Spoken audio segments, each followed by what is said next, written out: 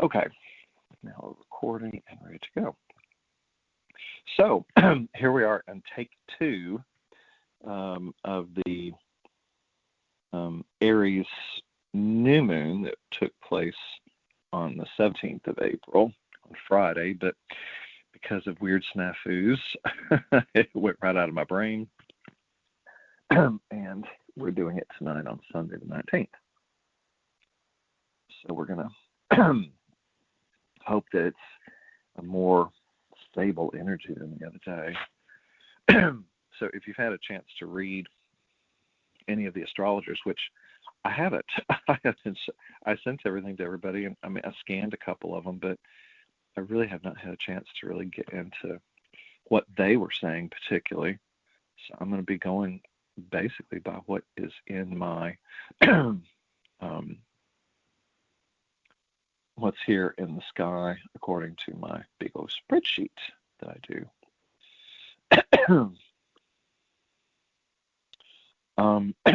But yes, I mean, there's so much energy. I think we had a couple more people. I think I saw Carter and Gail. As I was, telling everybody when we just signed up, it's very destabilizing right now. It's schizic energy. It's just a lot. It's not all bad, obviously. I mean, we do have trining energy, which is flowing energy, and there's some things that will assist in shifting that a little later. When Jupiter enters Leo, then it will be trining all of Aries, but that's not until June the 29th. Gosh, and now something's in my throat. And of course, June, then Venus will go into Leo, so all that will trine the Aries existence. Eros, which is male, more higher expression energy, goes in tomorrow, goes into Leo. So that will work with everything in the Aries in a trine. And but I mean, there's some squaring energies. There's the big thing of the sextiles, which is Pluto in Aquarius doing this big long-term.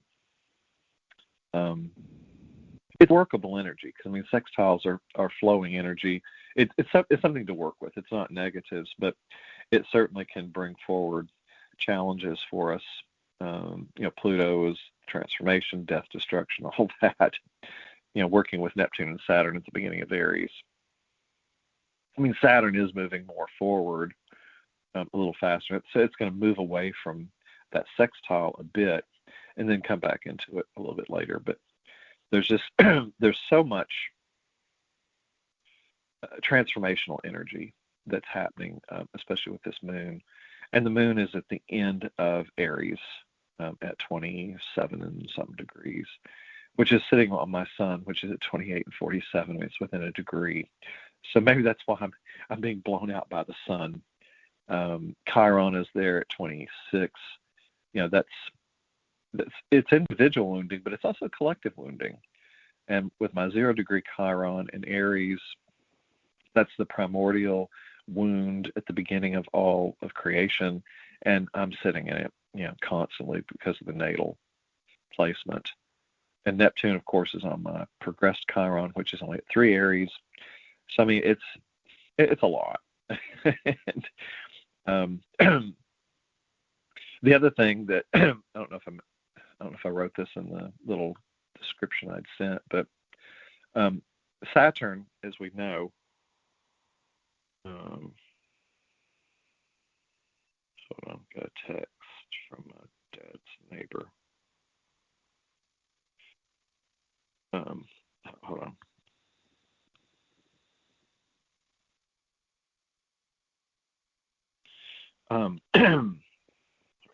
She was checking on trash.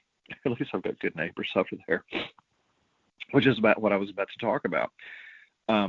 Is Saturn. So Saturn going through Aries. Saturn is the father figure, individual and collective. And when you look at that energy, it's the work you come here to do. It rules time and all that kind of stuff. And but because Saturn is in Aries, my natal Saturn is in Aries at 17, and then 23 is the progressed. So I'm having a Saturn return on the natal and progression while the whole world's going through it too. It's also why the father, my dad's having all these shifts, and I'm getting these shifts. You get Chiron there, you get Venus there, and the Sun. I mean, I've got all this whole stellium, Mercury. I mean, all my planets are in Aries. It's crazy. The North Node, what I came here to do, it's Eris. I mean, I've got a whole, like a stellium of like 10 planets, and they're all being hit by all this. So, to be able to stay in a place of calm, of isness, and immaculate presence is just challenging. I mean, this really does feel like, I mean, at least for me, but I think it's that way for everyone. I mean, it's almost like we're in graduate school. It's like you've gone through all these remedial lessons, and well, some people haven't gone through the remedial lessons yet. They're doing it now if they didn't get it earlier. But it really is, it's asking us to step into the highest potentiality of whoever we are in a given moment. And I think for all of us, because most everybody on this call, we're in, most of you are 60s and 70s, a couple of them 80s. Well, Anna, but she's not on, I don't think. But yeah, it's like it's very challenging, and hopefully, at this late date, in life, y'all have already gotten the remedial stuff out of the way. If you've worked with Jude, then she's cleared and done, and if you've cleared and done, and at the same time, we're still having to shift, a lot of stuff, and the journey doesn't necessarily get easier. So we're at 11. So that's a master number. That's good. Maybe we'll get to our normal 13. I always like it when we get to 13. I feel like Christ consciousness is there, and Yeshua, and all the different beings are attending. I mean, they're attending whether that number's there or not. But anyway, but so I mean, as far as actual placements, I mean, Mars entered Aries on the 9th, so you've got all that energy, and Mars is on Saturn exactly today. It was 1 degree ahead of it Friday, but it's right there on it. Mercury came in on the 14th, going across the moon earlier, like on the 15th and 16th, but it's like all these planets are just piled up at the beginning. Mercury, Mars, Saturn, Neptune. Manway is one of the that's one Pam Gregory always talks about. Manway to me feels like more of ancient wisdom. You had Manway and Varda, they were supposedly the coupled planets. They're dwarf planets way on out there, but they move really slow. But I think that they really go back to this whole idea of death and rebirth and renewal. And of course, it's at like 5 degrees sitting with Saturn. It's in between Saturn and Neptune. So I think it's really, pertinent that it's there. But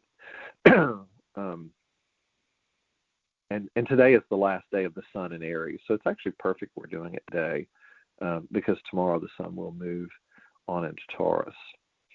And, there's just this whole thing of wounding and the sun's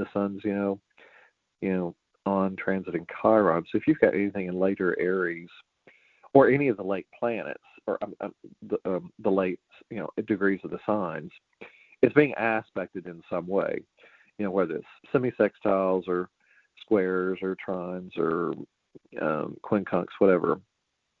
There's some adjusting energy for any of the late degree planets or the late degree natal planets in your chart.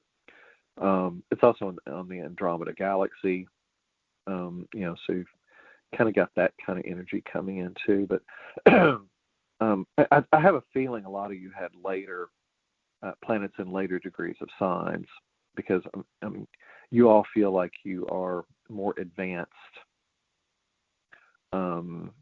as far as your expression. I don't know how many of you have gotten chart readings before from astrologers, but and who knows how that works. But The other thing that's interesting with this too, that's really, I think, lighting up this moon, and I've not really heard many people. Of course, I hadn't read through a lot of that stuff I sent you yet, but it comes out at me because of the way that I've done the spreadsheets. This moon is exactly trine the galactic center.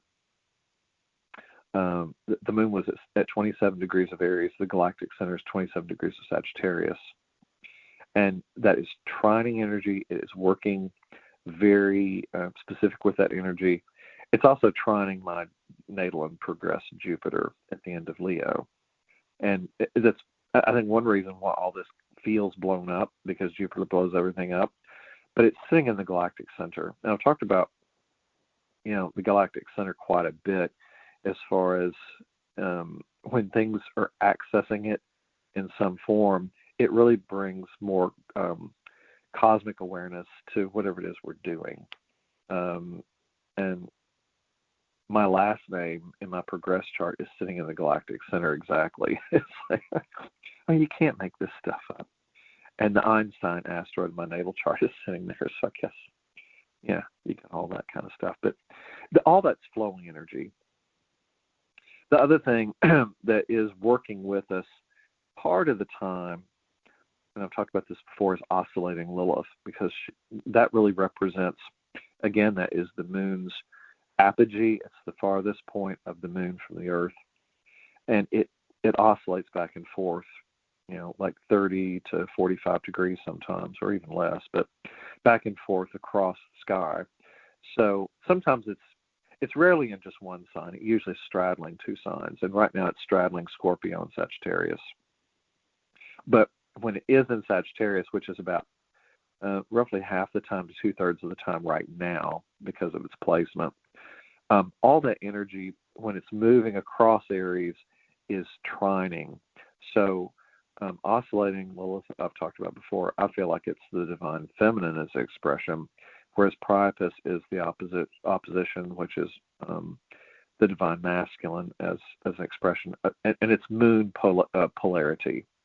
But it's not pure polarity because of the way it operates. But oscillating Lilith is this really wild energy, and I think it's really working to awaken everything happening in Aries right now. And of course, it goes back and forth between that and Scorpio. When it dips back in Scorpio, it is quincunxing, which is a deeper adjustment. It's not necessarily flowing energy. It's not bad energy. There's no bad energy, but when it's quincunxing, it's more of an adjustment aspect. So we're oscillating between a flow of divine energy as well as adjustments of divine energy with what's happening in Aries. And the adjustment aspects are at the end of Aries. As a matter of fact, oscillating Lilith just went back into Scorpio right before this moon. So the Scorpio placement of that is quincunxing the moon. As a matter of fact, I actually started making quincunx charts so I could really see what that energy was like. And I did Aries first, of course, because it's the first sign of the zodiac, but it's where all the energy is. Let's see here. Okay, yeah. So here's the quincunx. So Scorpio on the one side of Aries is coming up, and it's an interesting configuration because it shows really clearly Narcissus as a centaur has been retrograding for a little while. It moves pretty slow, but on the 17th was the first day it moved back into Scorpio. It was in Sagittarius too.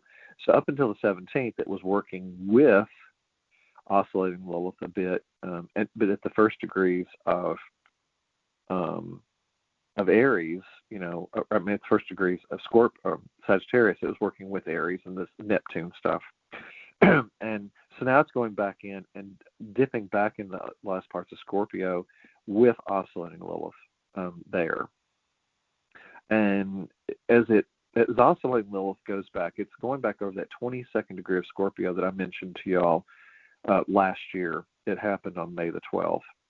and that point has been gone over and over and over. And if you have any points, at that area of Scorpio, I mean, it's really going through a major awakening because that moon activated so much, and it was a full moon, and we're still playing with it with regards to Lilith going back and forth over it.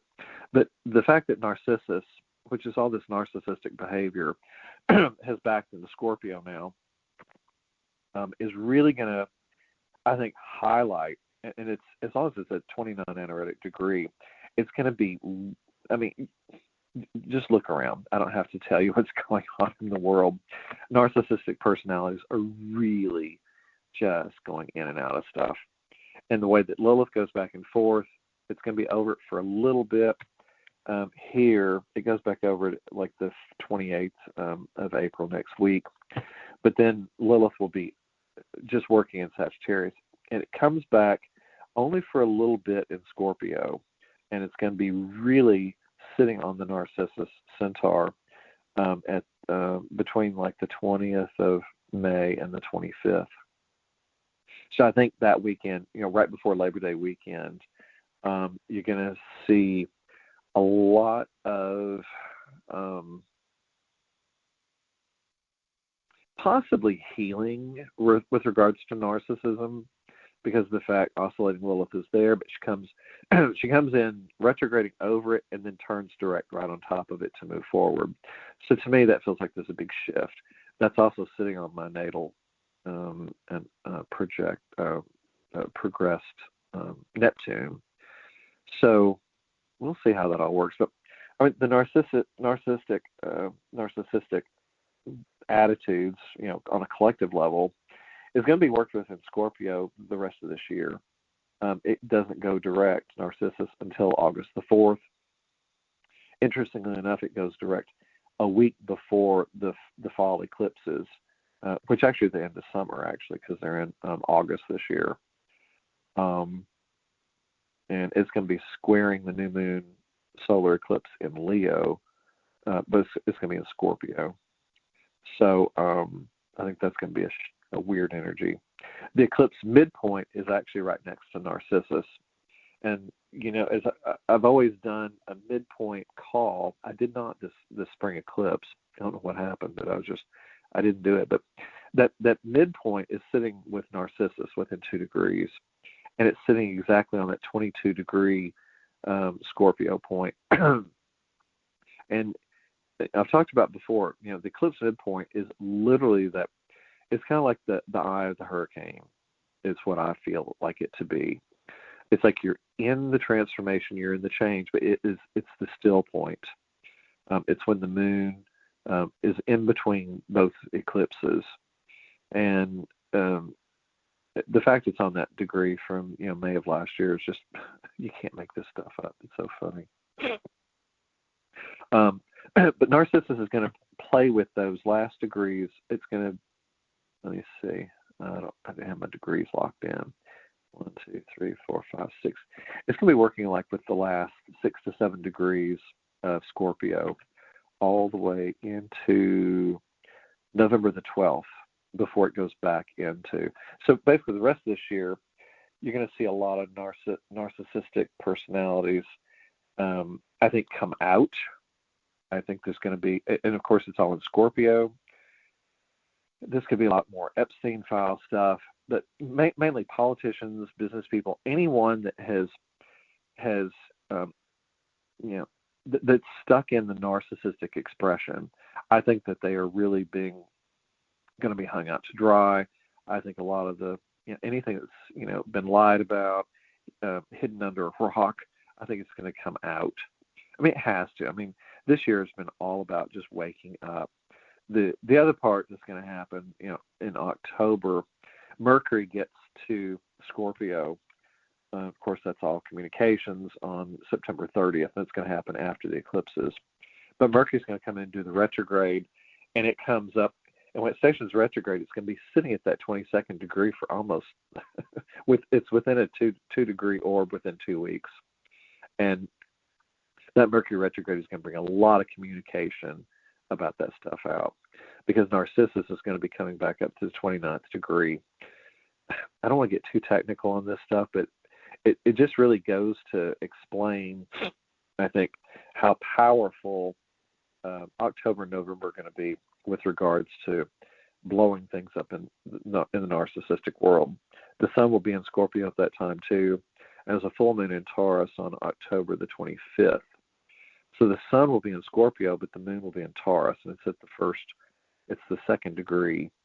So, but the sun will meet up with Mercury while it's retrograding, going through all of that. And the new moon will also be in Scorpio at that time. So it's going to be, I think, seeding a lot of new expression, because the Mercury will have just met up with it. So we're going to have a lot of forward movement at that point. I didn't mean to move that far into the future, but I just go where Spirit tells me. So the other thing with the quincunxing energy, again, these are adjustment energies. The South Node is over in Virgo. That's the other quincunx, and it's basically at like, what is it, 9 or 10 degrees. It's going to be coming in to meet up with Saturn first, and it's going to do that. Actually, it's doing it now. It's coming in closer to it with White Moon Selena. But as it does, it's going to cross over. The nodes always go backwards. The South Node is where we've been, but on a collective level, I think it's taking us in to clear out past life stuff. And the South Node is going to keep going back in Virgo all the way through the 27th of July. So when it leaves Virgo, it's going to go into Leo, and that will start trining all of the Aries condition. So that's going to be workable energy, but again, it's things from our past, but it's individual and collective. And so it's going to, between now and the end of July, it's going to be quincunxing Neptune and Saturn with Aries. And so, well, Saturn to begin with, but really Neptune. So it's going to be, I think, drawing on our past to help us set anything free when we're going into the new dream with Neptune. But Neptune can also activate the delusion part, the place where we don't look at something in the highest potentiality, the highest truth. We delude ourselves. And so I think that's going to be a very workable thing that's happening, going into all of that. Mars right now is actually with Saturn. It's actually on an exact quincunx to that node, or to the South Node. So I didn't see that earlier. So I mean, that's a big deal. My last name, or my first name asteroid, the John asteroid, is only 4 or 5 degrees away from it. So it's kind of working in there, the Gregory asteroid, all in Virgo. So, I mean, the quincunxes aren't bad. I mean, they're heavier adjustments, not as heavy as squares, of course, but it really puts us in a place where we're having to do a lot of adjustments, and sometimes those adjustments are not fun. Now, Pallas Athena is going to come into Aries on the 26th of April, and it's going to go across. When Pallas Athena comes in, that's going to bring a lot more to do with justice, wisdom, things like that. It's going to go across Neptune and the Saturn. So basically the whole month of May, because Pallas moves slower, and it's going to go all the way through. Actually, Pallas stays in April.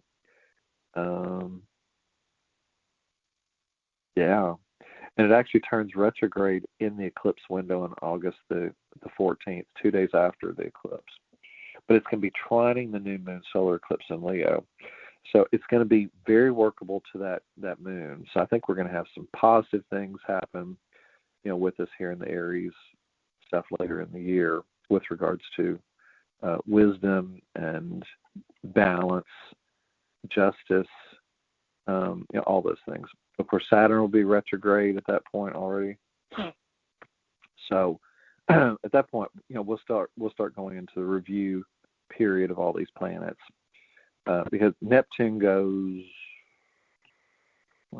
retrogrades on the 7th of July. Saturn goes on the 26th of July.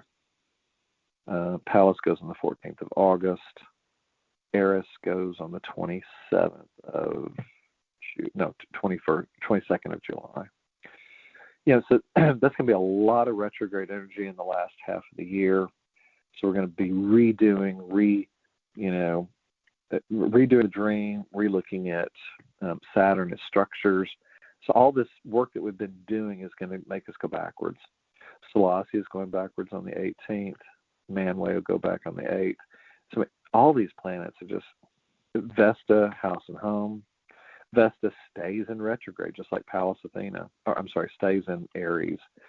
So that's going to be 1, 2, 3, 4, 5, 6, 7. 7 dwarf planets. No, I'm sorry. Well, Neptune and Saturn, then 1, 2, 3 dwarf planets, and then Pallas and Vesta. That's a lot. Now, at that point, Chiron will already have been in Taurus, but it's going to come back into Aries about the 17th or 18th.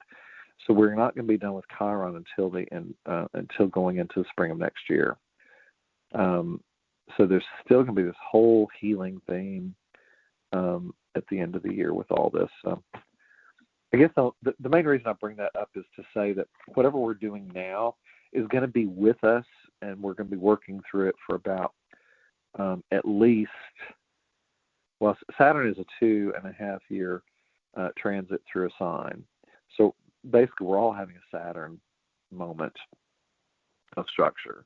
But the fact that Vesta's there and Pallas Athena, we do have justice and wisdom. We also have Vesta of house and home, which is it's a nurturing energy, but it's also the higher version of what I consider to be like a nurturance energy. Like, how do you set up a home? How do you set up like God within yourself? To me, it's kind of more a nurturing energy, but it's kind of like what do you stand for in your core? Pallas is more the balance of it, and that's going to be sitting on Eris, so there's going to be a lot of discord working with all that energy. So it's a big year. I guess that's why I'm going into the detail of all this and going through time, because I want to, and I haven't even gone into 2027 yet. I need to pull all that, because here we are. April's going to be gone. We've only got 8 more months to this year. It's crazy. Okay. Anyway, but that's quincunx energy.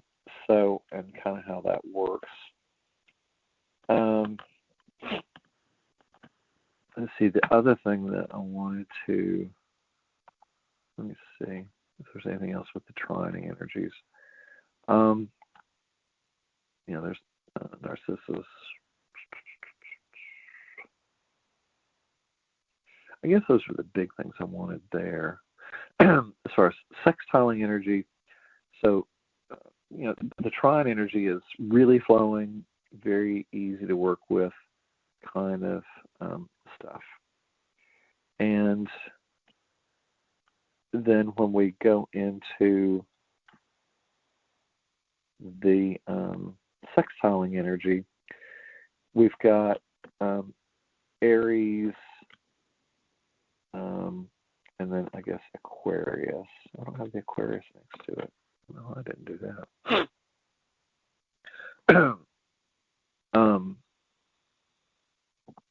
Let me see. I'll look at Aquarius first. There's not. Oh yeah, Pluto's in Aquarius. Yeah, duh.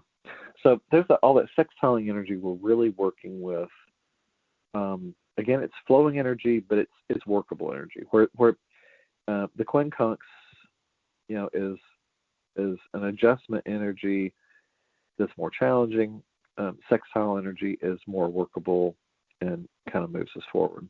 The other big thing about that, I think I mentioned it going into the last call, but and this is a big deal. Juno is sitting on Pluto. Juno is all marriages, partnerships, every type of partnership. And I've said this before. I mean, a lot of astrologers don't go into this depth of it, but I think it's pertinent. Juno, partnering, marriage, what have you, if you go into the deepest core expression of it, I think it's a partnership, how we partner with ourselves even. I mean, you could take it to that level if you go into micro level. How do you partner with God? How do you partner with any of that? I mean, Pluto is death and regeneration. So the fact Pluto is with Juno, and this is exact on the 17th, and it's sitting exactly on Mars. So Mars is sitting on Juno and Pluto and Saturn. I mean, you can't make that up. That's potentially explosive because you've got Mars and Pluto sitting on top of each other. With Saturn, it really is creating new 29-year relationship patterns. I mean, it's exact. And Mercury comes right back up on it. Just, I mean, like 2 days later. I mean, it's just, this is a lot of energy. Again, it's sextiling energy, so it's workable. But the other thing, Atropos, one of the fates, is coming across. It's going to go across Pluto and Juno later in April and the first week of May. So whatever's happening can feel fated. Atropos, of the three fates, acts as the cutter of time. So it will work to cut relationships over the next 2 weeks, in my understanding of the way that it works. So, the fact that that's all happening at the same time, again, it's a new moon, so it's creating new cycles, but you also have death and rebirth to create the new. And it's all in Aries and the Ion presence. So part of this, it could be taking you through a deep dissolution. Saturn, Father Time, all these kinds of things. Neptune, the dream, all these things. Mercury, how you communicate with it. Mars, how you take action with it. Pluto, the death and destruction. Juno and partnering. All that is being thrown up in the air. And that really explains why this is a destabilizing energy. And the fact that Mars is there especially, you got all that anger, potential. It doesn't have to be anger. It can just be movement. But when you look in the external world, Saturn, the father figure, well, pick out which politician you want that's trying to be a father figure, put Mars on top of it with Mercury and Neptune, which the higher version of Neptune, though, is really higher deep spirituality, but it's not really functioning that way necessarily, depending on the soul contract that's playing it out. Pick your leader. But the fact you've got Saturn, it really represents all of that. And Pluto, death, destruction, I want to blow this up. You get Mars on top of it. Jesus. And Juno, partnering. It's not just partnering, again, with, getting a new spouse, significant other, the way you partnership with, family, friends, business, whatever. It's also, it's partnerships of, countries. Who are you partnering with? I mean, this is literally blowing up every type of way that we have a structured relationship. Saturn is the structure. And again, this is sextiling energy, so it does not have to be, quote, bad. And of course, Chiron is at the end of Aries, so you've got that. Shericlo is coming up. Of course, that Shericlo is the wife of Chiron. She's only 2 degrees away in sextile. So I think that's workable energy. Estrella is there. Estrella, I think, is like higher function of how we see ourselves as healing, as I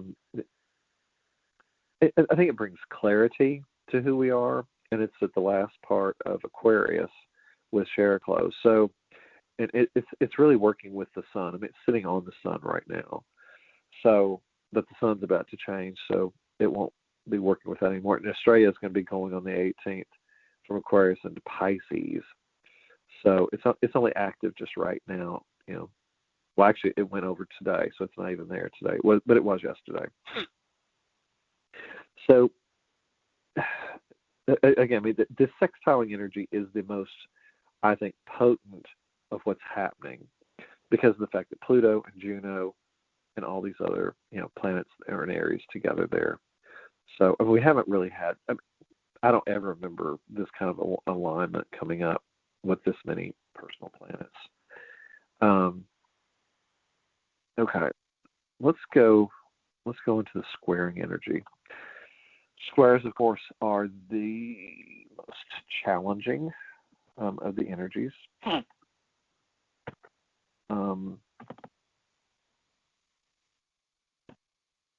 So as far as the Aryan energy with squares, it is squaring Cancer and Capricorn, and it's in opposition to Libra. When we talk about the opposition to Libra, I'll deal with that one first because it's just two things. Let's see.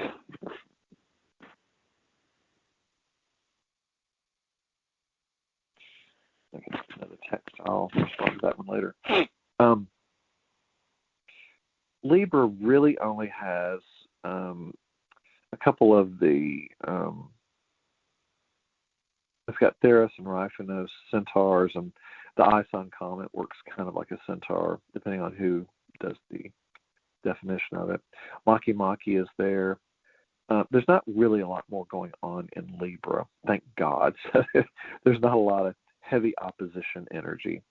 The Waldemouth Lilith is one of the kind of the more shadow aspects of the Lilith going through, and it goes through from the 8th of April, but it leaves in 2 days.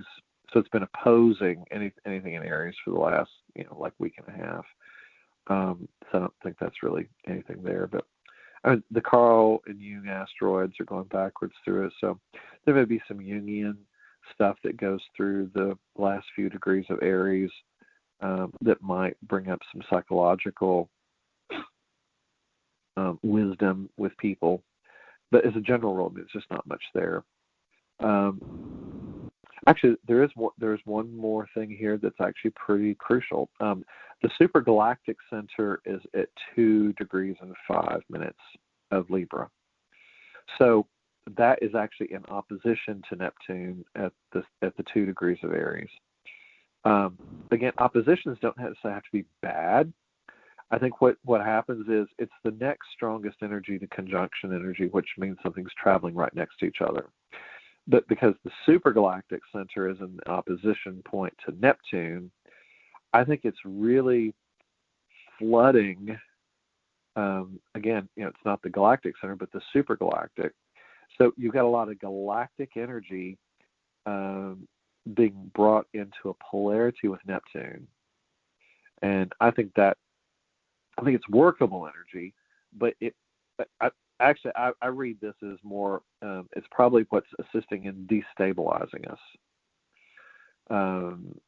Neptune, its highest expression, is building the new dream. It's perceiving God in a new way here at Aries, for 165-year transit. And the fact that you've got this cosmic, galactic, supergalactic center in opposition to it, it's feeding that energy and the galactic energy. It's just a different dynamic. It's not sitting in it, but it's in opposition to it. So in the polarity, I think it can potentially take people into a delusion with regards to Neptune. That's just my feeling on it. But so there's not really any more oppositions in Libra. As far as Cancer, that's squaring the whole Aries existence. Eros has been going through Cancer, but it's going to leave tomorrow on the 20th. So it's been, I think it's a higher male expression. It's been squaring and challenging all of the stuff to Aries, up to that point. The and Hygeia came in. So Hygeia is helping, people as far as healing energy. And it came in on the 5th of April. It's going to be in there for a while. Psyche is a higher expression of Venus. It comes in on the 24th in a couple of days. They're going to be basically working through all the way till like maybe the middle of July. The big thing that's happening right now, squaring-wise, is Jupiter. Jupiter's been squaring the Aries existence now for quite a while. When it entered Cancer back. Let me see. Jupiter usually is about a year. Let me see where it entered Cancer last June, and it came in and it went forward, and then Jupiter went retrograde on the 11/11 of 2025. It made it to like 25 degrees, which is about where Chiron and all that's going on now. But Jupiter really kind of expansive, blowing things up. It retrograded all the way through last year and went direct on the 11th of March. So the fact that Jupiter's squaring it, it's bringing challenging aspects as far as, well, it doesn't have to be challenging. Let's just say highly adjusting energy to everything in the middle of Aries from about March forward, which was right after the eclipses. The other thing I want to remind you too, and the astrologers have just let Atlas go, the 3-eye Atlas. They don't even talk about it anymore. So it's like, oh, it was here, now it's like gone. But Jupiter was right next to that 3-eye Atlas, all the way through, and it's probably been about a month now since Atlas was leaving the ecliptic plane, and I've talked about that before. This was the first of those 3 cosmic, travelers, the comets, whatever you want to call it, interstellar object. It's the only one though that came in and settled within the ecliptic plane, along with all the planets. We've never had that before. And so I do think it probably affected us, for this whole last year almost. And Jupiter was right next to it. So it was squaring Aries. So to me, that was bringing challenges and shifts to the way that we perceive ourselves cosmically. That's what I think. And Jupiter, just working with it. But Jupiter right now is, going across between 17 degrees, and it will go all the way out and leave on the 29th of June. So it's going to go after the summer solstice. But Cancer is going to get really busy coming up around the 18th of May, because Venus is going to go into Cancer. So Venus going into Cancer is really going to work with how we love and how we make a home. I think it's going to shift, the country, because we are a Cancer country. And so Venus is going to, bring some nurturing to all that, hopefully. We'll see how that works. Psyche's there, Hygeia's there. So all that's going to be workable all the way through May. We'll see how it works. But Mercury is going to enter Cancer on the 1st of June. And Mercury also is going to go retrograde in Cancer. So the whole month of June is going to be a forward movement of Mercury, but it's going to station really slow to go retrograde, and it retrogrades in Cancer. So this Mercury retrograde is going to be on the chart of the United States through all of June and into July. It goes retrograde on the 29th with Hygeia and Psyche on top of it. Jupiter is at the 29th degree the same day. Also on that day is the full moon in Capricorn, where the sun is in Cancer, but the moon is in Capricorn, and that happens at 8 degrees. So And that is all squaring the Aries existence. And I think that's going to be a lot of shifting and challenging energies. Now, the good thing is that moon, full moon in Capricorn, is not going to be exactly on Saturn or Neptune. Saturn's going to be at 14 degrees, so it'll be 5 degrees away. And Neptune will be at 4 degrees, so it's like 4 degrees. So it's smack dab in the middle. But the fact that it's 4 degrees away from Neptune one side, 4 degrees of Saturn the other side, I think it'll kind of give a glow. It's like Saturn and Neptune will be there. They'll affect the moon a bit, but it's not like it's sitting right in it. But it's happening with the Mercury retrograde, squaring the entire existence of Aries during the retrograde.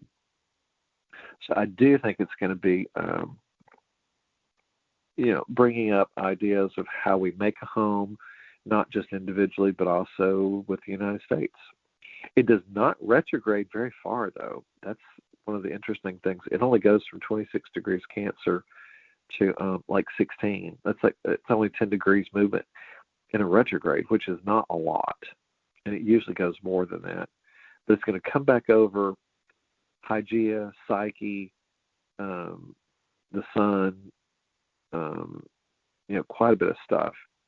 And then we're going to have a new moon in Cancer on the 14th of July. So I'm just realizing how this probably feels like a lot, but I guess I'm just trying to take you into how much is happening this year. I mean, the planets always go in and out of signs, but the way that this is happening and the function of what's happening this year, I think, is really taking us into our core. The good thing is Mercury will be out of Cancer, going into Leo by the time we get to the eclipse series. So we won't be doing any Mercury retrogrades during the eclipse coming up in August. But Mars will enter Cancer the day before the first eclipse. So Mars is going to be squaring the entire existence of Aries, especially the beginning degrees, going over Neptune and Saturn during the eclipse window. So, that's going to be, I think, challenging. So we're going to have to see how that works. And the way it'll affect the United States, I think, will be potentially challenging, especially with eclipse energy. Those eclipses are going to be, the new moon's going to be a solar eclipse at 20 degrees Leo, and the full moon lunar eclipse will be at 4 degrees of Pisces. The good thing is that the lunar eclipse of Pisces will be trining Cancer, and it's a water trine. So hopefully, and full moon's releasing, so it may be an emotional thing, but the fact that it's trining everything in Cancer will help make it not so bad. Again, not that there's good or bad, but you know what I mean. So that's kind of like the squaring energy from that. And the other square, of course, is Capricorn to Aries. That is going to, let me get back up here. I'm down in August. For Aries right now, there's not a lot that's squaring. I mean, Pholus, Quorar, Ixion, and Varda, those are all dwarf,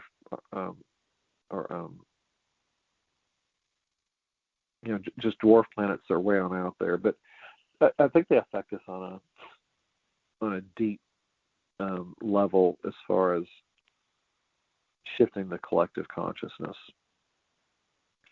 And so otherwise, it's just not a lot in Capricorn until we get later into June.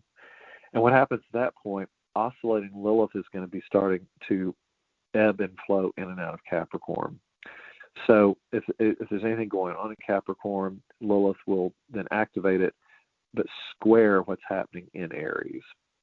So again, that's not a bad thing. I look at Lilith as the divine feminine waking things up, and it's going to be activating the beginning part of Aries through that square because it comes into Capricorn. So it's going to be working with Neptune on that first hit. And then we have the full moon that I mentioned on June 29th in Capricorn. And then Lilith comes in more completely in July. So it's really, by July, we're going to have all this divine feminine energy with Lilith coming across all these new beginnings and structures. And I think it's really going to start, activating us. Again, at squares, it can be challenging, but I think it's workable energy it's just going to force people to, I think, go deeper into more surrender. Let's just call it surrender. That's what I think is going to happen.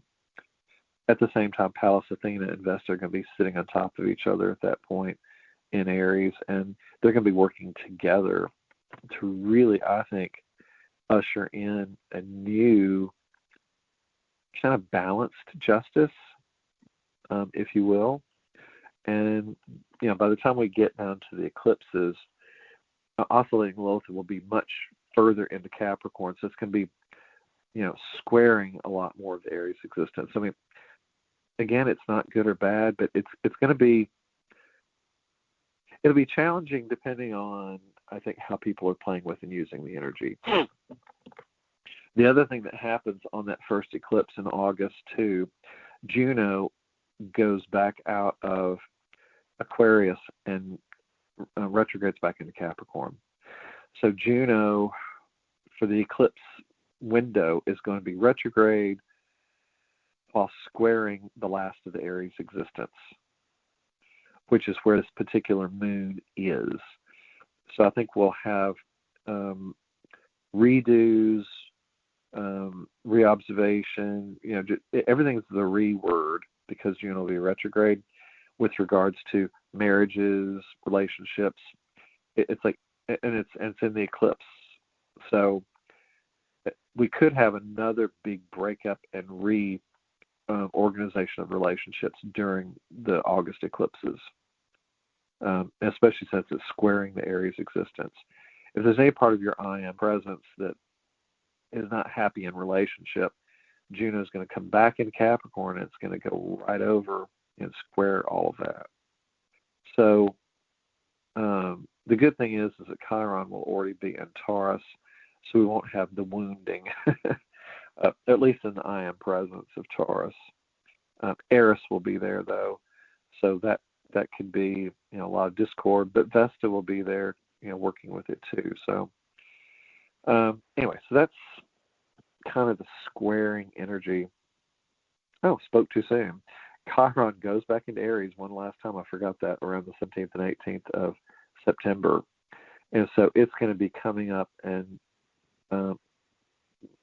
just for a short time in October, Juno will approach those last degrees where Chiron is, where it's retrograding back into Aries. But by the 23rd of October, it'll be out. But there'll be about 2-3 weeks where we're going to have Chiron of wounding and Juno of partnering and all that kind of stuff aspecting each other through squares. So that can be some more breakup energy between how we perceive ourselves to be hurt or not. And again, individual and collective. It's all of the above energies. So anyway, so that's like a little overview of the squaring energy, which are challenges as far as the way that we perceive what's happening. Let me see, what else was there? I guess that's all the big stuff. I'm trying to remember. There was one other thing I wanted to check.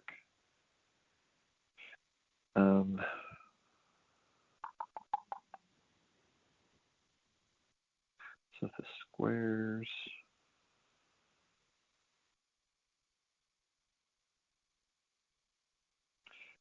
Where was the North Node? Oh, that's right. North Node's in Pisces. Yeah, that's the other thing I wanted to hit on. So the North Node's going backwards in Pisces, which is, it's representative of oceanic presence. It's where a lot of religious expression is, the spiritual world, all these things. And it's going to stay there just until the 26th of July. And that's when the nodes are going to change. South node is in Virgo, and the north node's in Pisces. Now, when they switch over, they're going to be in, let me see, Aquarius, and, hold it, where are they at? Oh, I didn't go down far enough. Yeah, they'll be in Leo and Aquarius. So that will, let's see, that's at the end of July. So we'll start new cycles at the end of July with regards to where we are in our past. When the South Node goes into Aquarius, it's going to feel like the collective of our whole past and history will be at the 29th degree. So I think that's going to be a lot of challenging, stuff with past life world. But then where we're going in the North Node is going to be in Leo. And so that's kind of like, that's that king energy. It's the new expression. And Jupiter will enter Leo on the 29th of June, about a month before. So we'll have Jupiter and the North Node both in Leo by that time. So I think we're really going to be, building a lot of the new of what we're doing starting in August. And that happens right before the eclipses. So that is, I think, a good thing. Let me see, what else was there? I think there was one other. Oh, I know what else I want to go. I've talked about it before, but it bears repeating again. And it's about the Nessus Centaur. And I've talked about this before, but that is going to be active this whole year. It's semi-sextiling everything to Aries. But, I mean, it does still have, I think, a lot to do with the breaking apart of abuse patterns. Nessus will go retrograde on the 17th of June. But the interesting part of this is that oscillating Lilith is in Sagittarius.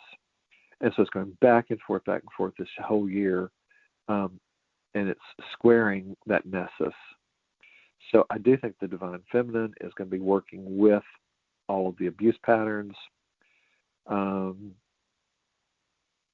And I really think that it's going to be a good thing long term, but it could bring some challenges because if Lilith certainly wasn't happy being put over for Eve with the Adam Eve story, and you've got that abuse, that you're going to, I think, see cycles out there, where we're still pulling the abuse out, and it's being worked with, and it happens all the way through. Let me see.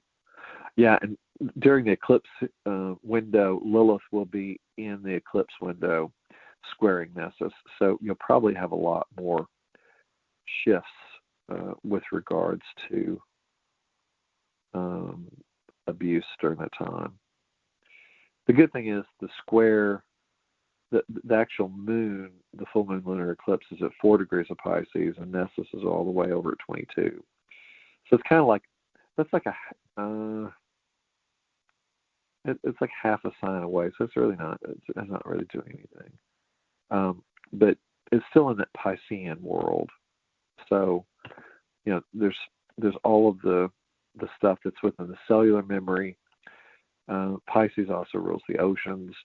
So you've got all this. I look at it as collective wounding within, the collective consciousness. So that's oceanic presence. So we're still going to be working with that, I think, this whole year. I don't think it's going to. Abuse cycles are going to be worked with, I think, for quite some time. But now when Nessus finally gets into Aries, God knows what that's going to look like. But I don't think that's going to happen probably for about another 4 or 5 years. I think Nessus barely moves a degree or two a year. And it's only at 20 degrees now. So, but it does mean probably 5 more years of, this Piscean, deep, dark abuse stuff. And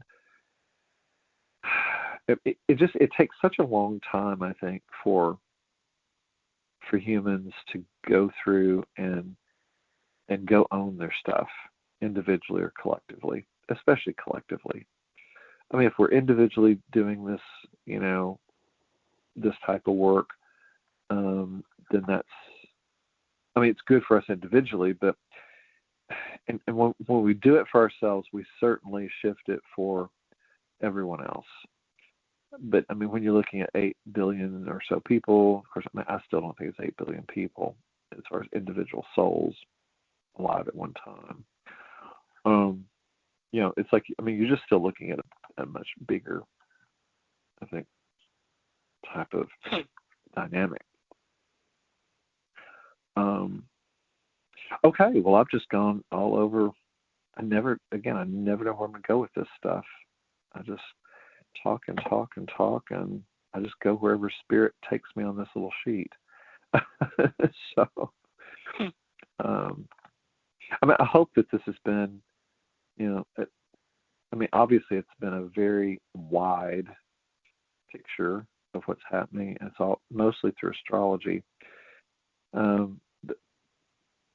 I do think that even though we're talking about and discussing things in terms of the astrology, I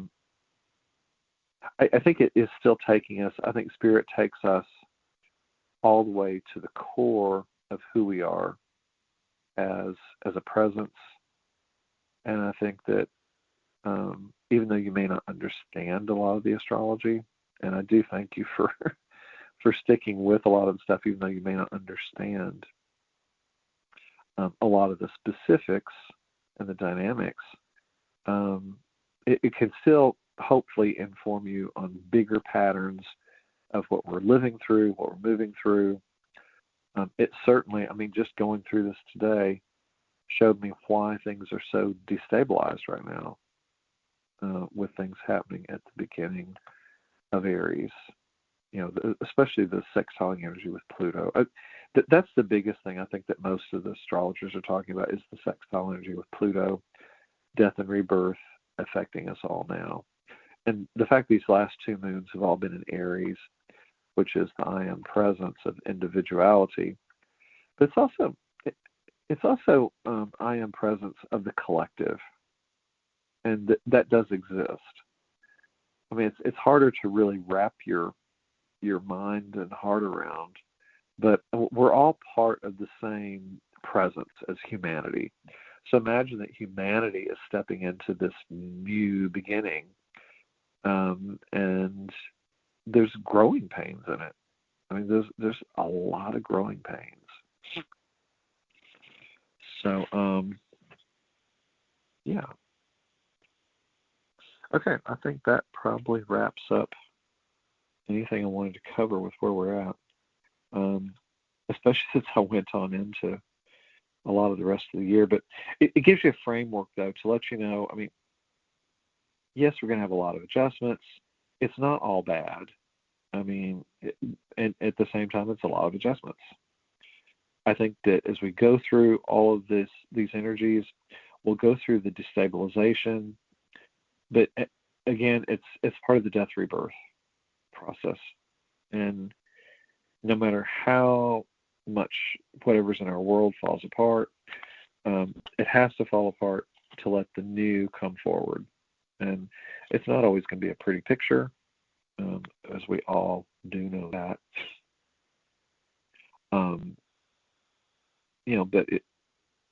But either way, we're moving forward. And I've talked about this before. If you've got any other stuff you're carrying, if you're carrying anything mentally, emotionally, on the spiritual level, all those things if they don't serve you, they're going to keep you stuck in physicality. They'll add to the disease patterning. They will add to the distortion. You don't want to carry any of this distortion anymore. If you have unprocessed anything with anyone, I can't stress this enough. It really is not our business to carry it anymore. If you're referencing any old hurts, wounds, I don't care what the relationship type, family, friends, kids, parents, grandparents, it doesn't matter. You have to let it go.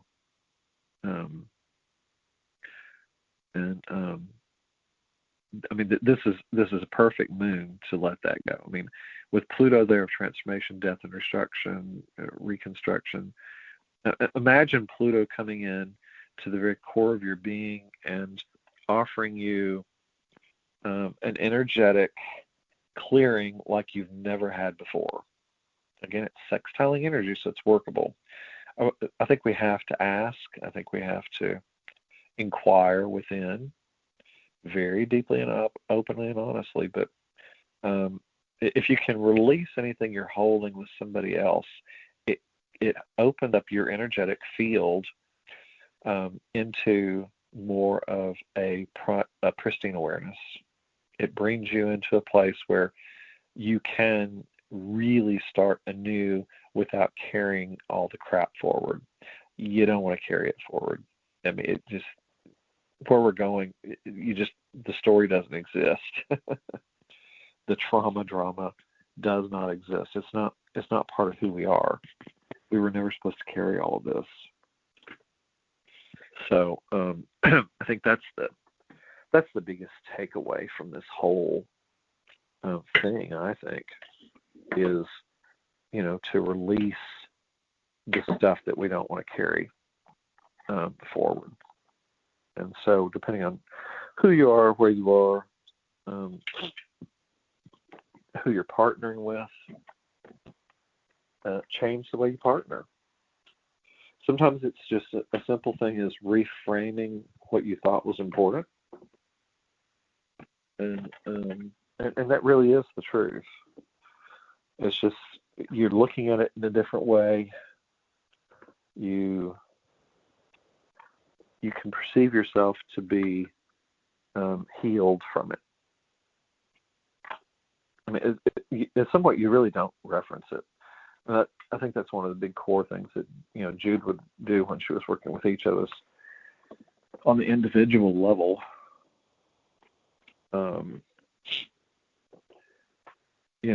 As far as assisting each of us transmuting anything we were carrying, you just go into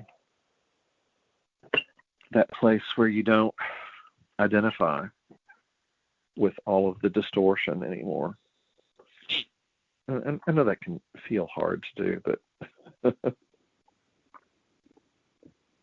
again, this energy really is taking us into that. I mean, even for myself, I have to look at, what is it about the current distortion patterns with regards to the genetic and family inheritances, the ancestral inheritance. Because, that's really what I'm working with two great aunts on my mom's side of my dad. And I'll just say this for example, not just to, whine about my own personal world, but as a teaching tool. It's like, what part's mine? What part of my father's is mine? What about the great aunts? It's not necessarily my responsibility. I can assist, but at some point I have to assist them in releasing stuff, because they have to release me on certain levels too. Because otherwise, we become stagnant, and our energy fields can be totally taken over by other people, through the genetic and ancestral inheritances. But that's not what we came here to do. You can assist to an extent, but you can't allow that energy field to take you over. And Jude always says she wasn't a poster child for this. I'm not a poster child for it either. And yet it's a very, big example of something I have to walk through. And of course, all this Aries energy. So it's like, woo. I always have to go first. That's what the astrologers always say. So, okay. Well, let's just go ahead and start going into meditative world. I've already got myself sitting over here on the couch and turned out some lights, and so it's nice and quieter and calm. Again, I am so sorry about the other night. That was the weirdest energy. But I mean, it's really, it's where we're at. I mean, we're resetting in a whole new way. I mean, I hope, maybe we'll, the energy will kind of energize. I mean, the group. I mean, hopefully we'll get some newer people come in. Some of the people are, maybe falling away if they're not in the space to, to make some of these transitions and, do some of this inner work. It could just be we're in a slower time because of spring. And I mean, some people do go back and listen to these calls later too. But I mean, everything is up for renewal. I mean, literally everything. And that's why we're so destabilized. Every relationship, and that includes our relationship and how we perceive ourselves to be with God, whatever that is. I mean,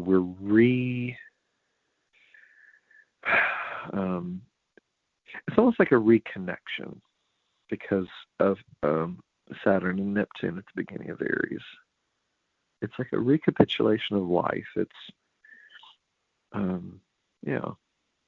So just sit with all of that, that we've all gone through. I hope I haven't, overloaded your minds. I know when I go into this stuff, I just talk. Sometimes I remember where I've gone, sometimes I don't. I know it sounds technical, but hopefully it is supportive to what you're doing, because I wouldn't want to put it, take the time with all this if it was not supportive. But any of those things where I, mentioned earlier, if there's something you want to let go of, get rid of, throw it on the cosmic fire. Like every other time we go in meditation, I don't articulate it all the time, but the entire company of heavens here, all the archangelic presence, all the ascended masters, the Elohim and elementals and all of that, Saint Germain of the Violet Flame is there to just burn it off. I mean, that just goes without saying for every time we're together now, because we are in that space. So, So hopefully you're already in your chair or in your bed or in your quiet place and can get really still. And we're going to go in and sit with this for a few minutes. We'll probably go until about 10, I guess, maybe. And just really let the cosmic mother just come in and reset our entire fields. But not just our fields. Also really work on, we're going to work on cosmic levels. We're going to work on the whole world grid. We're going to work on all the ley lines. We're going to work on, the connectivity of the Earth through the cosmos with all of these, just all these, the satellites that have entrenched over us, the false matrices, mechanisms and things that have affected us. Let's see, where is? Okay. Mute my computer. Like all the false matrix. I mean, we really want to let all of that fall away.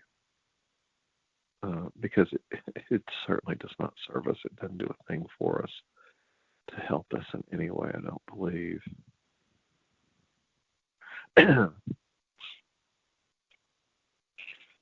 So, okay. Um, and again, just envision a complete transformation on a deep cellular structure with your whole body, your whole matrix of existence, your etheric template,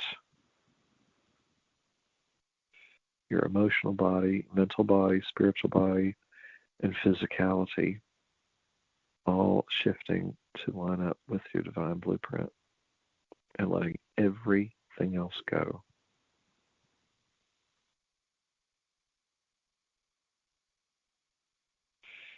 Here we go.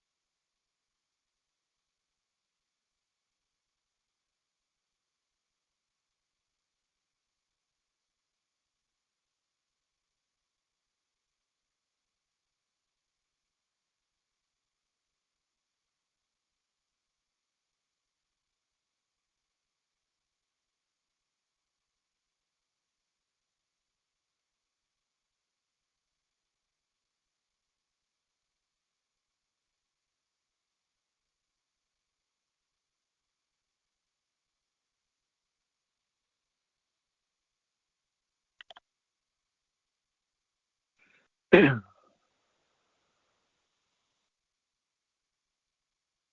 everyone. I think I've taken about into it as far as I can go with it. You're welcome to stay into all this. I'm going to go ahead and stop the recording now.